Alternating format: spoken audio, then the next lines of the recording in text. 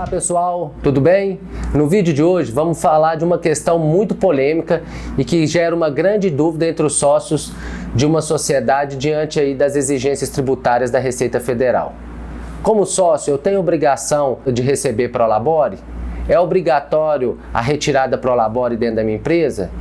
Se eu recebo, eu devo então recolher INSS sobre esse Prolabore mensal que eu recebo na qualidade de sócio? E aí, diante desses questionamentos, vem outras dúvidas em cima disso. E se eu não quiser receber Prolabore? Eu quero receber somente a distribuição de lucros. É possível? Como eu devo fazer? Nessa distribuição de lucros, eu devo pagar INSS ou algum outro tributo? Essas são algumas das várias dúvidas que chegam aqui no nosso canal. E neste vídeo nós vamos ajudar você a entender melhor como fica a situação do sócio perante a Receita Federal e o que fazer para não ter problemas futuros e nem gerar passivos com o leão. Assista e fique comigo até o final desse vídeo.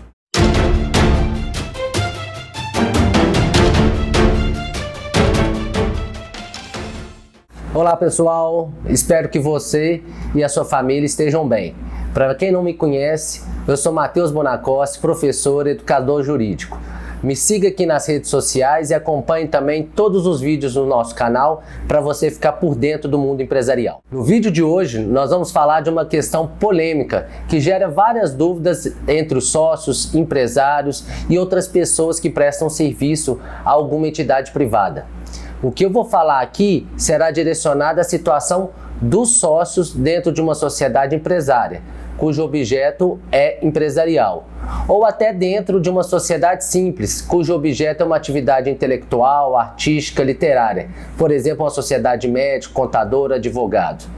Ou até mesmo para o empresário individual, que é aquele que exerce a atividade empresarial em nome próprio. E por último, também vai valer para o titular de uma empresa individual, que exerce atividade comercial em nome da empresa, mas ele é o exclusivo titular empresarial. O foco desse vídeo, então, será os sócios. Mas eu quero deixar claro também que, além dos sócios, essas orientações que eu vou te passar servem para diretores não empregados, conselheiros de administração, associado que é eleito para a direção, por exemplo, de uma cooperativa, o associado que é eleito para o exercício de um cargo de gestão numa associação de qualquer natureza, com ou sem fins lucrativos, e também o síndico ou administrador que exerce a direção condominial dentro aí de um prédio, um edifício ou de um condomínio. Todas essas pessoas que eu mencionei agora, assim como os sócios e os empresários que eu mencionei anteriormente, prestam serviço às suas entidades. E em contrapartida desse trabalho, caso eles venham receber alguma remuneração, eles serão considerados segurados obrigatórios do regime geral de previdência social no nosso país, que é regulamentado por aquela lei mais antiga, 8.212 de 1991 e pelo decreto 3.048 de 1999. Isso quer dizer que as pessoas físicas que prestam serviço e que recebem alguma remuneração decorrente desse trabalho serão consideradas então como contribuintes individuais da Previdência Social e, como tal, devem sim recolher as contribuições devidas ao INSS sobre a sua remuneração, independentemente do nome, do título ou da rubrica que se dê para essa remuneração. Não adianta o setor contábil ou o setor financeiro disfarçar nos documentos internos a motivação do recebimento dessa remuneração, que é o próprio trabalho. Ou então tentar desnaturar a causa da contrapartida desse trabalho, criando outras denominações ou títulos nos lançamentos internos contábeis. Por exemplo, como eu vejo, verba de representação, auxílio de cargo, compensação por presença em reunião.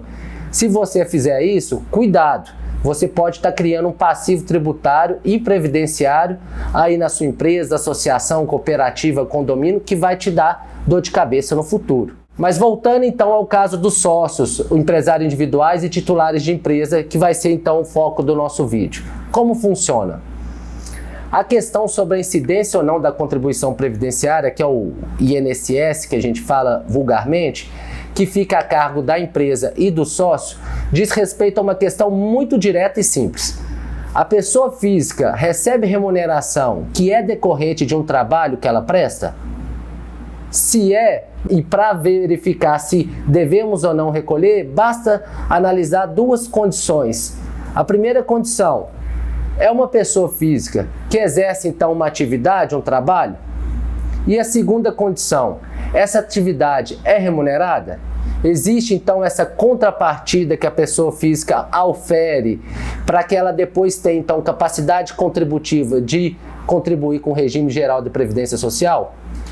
Esse é o nosso norte, esse é o ponto que os sócios devem se basear para ficar seguros e verificar se a sua situação encaixa ou não no que diz a lei, que é recebem remuneração decorrente de trabalho.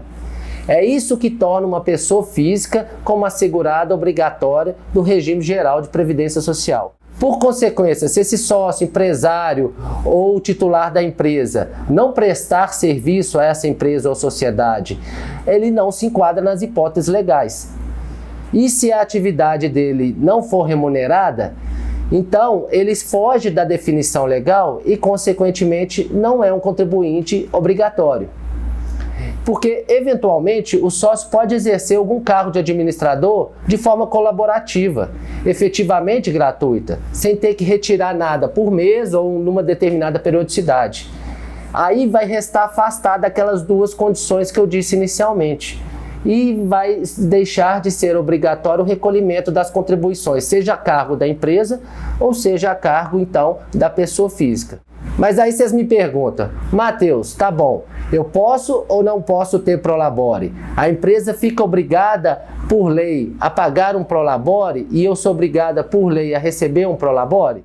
Não, não existe obrigatoriedade legal de se remunerar os sócios. A possibilidade de prestação de serviço totalmente gratuita é livre e plena dentro da nossa legislação. Não existe obrigatoriedade de se constar no contrato social que os sócios terão necessariamente uma retirada mensal pelo trabalho.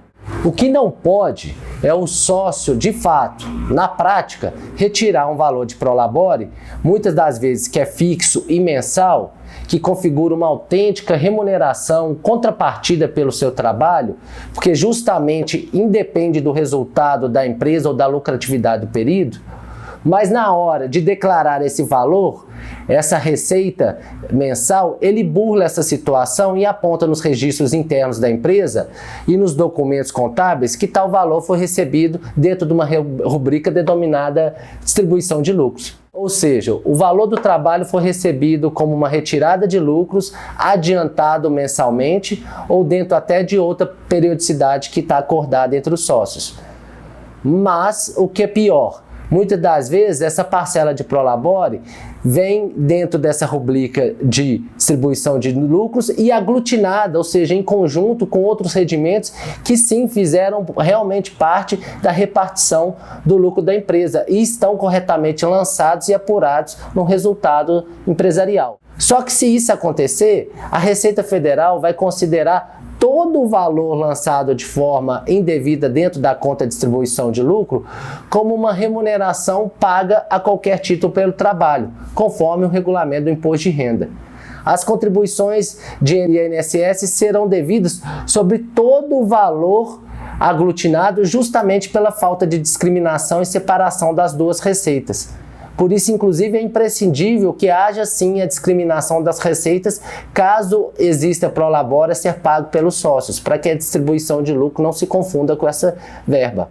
Além disso, é importante destacar uma situação muito comum que nós vemos na prática e que o regulamento também tem previsão nas instruções normativas na Receita Federal. Muitas das vezes as pessoas lançam na conta de distribuição de lucro um valor que ainda sequer foi apurado pela empresa, sequer foi ainda apurado e contabilizado no resultado do exercício da empresa. Aqui fica evidente uma fraude, na medida em que a empresa somente poderia distribuir em definitivo ou até adiantar para os seus sócios aquilo que já está apurado e existente na sua contabilidade. Como que eu vou repartir algo aos sócios que eu ainda não apurei os resultados e nem registrei os valores em nome da própria empresa? Ainda me perguntam, nossa, Matheus, mas dessa forma é complicado, né? Conta informação, resume aqui para mim e me fala qual é a orientação, qual é a dica. Então preste atenção. Para não correr risco e não gerar passivo tributário, eu entendo que é importante que os sócios, empresários ou titulares de empresas sigam as seguintes definições antes de fazer o seu contrato social. Definam o seguinte: primeira situação, vamos ter remuneração de prolabore pelo nosso trabalho. Se alguém da sociedade vai receber esse tipo de remuneração, aí sim é necessário constar no contrato social ou em ata de reunião de sócios a previsão da existência dessa verba e qual será o valor que ficará bem discriminado para não confundir com eventual e futura distribuição de lucro devidas aos sócios. Sobre esse valor discriminado, considerado então de prolabore, deve-se efetuar o recolhimento dos encargos previdenciários da parte da empresa e da parte da pessoa física, uma vez que o sócio será assim segurado obrigatório na categoria de contribuinte individual do regime geral de previdência social. Fique atento, como nesse caso existe trabalho por opção aí dos sócios, não será possível fazer a retirada de tudo como distribuição de lucro. Tem que ter necessariamente uma discriminação e uma destinação de parte do que o sócio vai receber como retribuição pelo trabalho, sujeito então à incidência das contribuições previdenciárias. A outra situação, uma segunda, é os sócios definem, não vamos ter remuneração prolabore. Neste caso, não existe obrigatoriedade de se constar nada no contrato social e os sócios poderão receber os valores todos a título de distribuição de lucro, desde que, primeiramente, apurados e registrados nos demonstrativos de resultados da empresa, para que esses valores não se confundam com eventual prestação de serviço à sociedade, até porque não pode existir esse tipo de serviço. Dessa maneira, você configura a distribuição de lucro como uma autêntica remuneração ou retribuição pelo capital investido e pelo risco empresarial assumido pelo negócio. Dessa maneira, são as duas situações, você fica tranquilo e pode aí não ter problema com a Receita Federal. Gostou do vídeo? Achou que faz sentido aí para você? Espero então que tenha sido útil e não se esqueça de inscrever aqui no canal e nos acompanhar nas nossas redes sociais. Compartilhe também essas informações com um amigo, um familiar. Ele vai te agradecer por isso e vai ficar bem informado. Até os nossos próximos vídeos. Obrigado.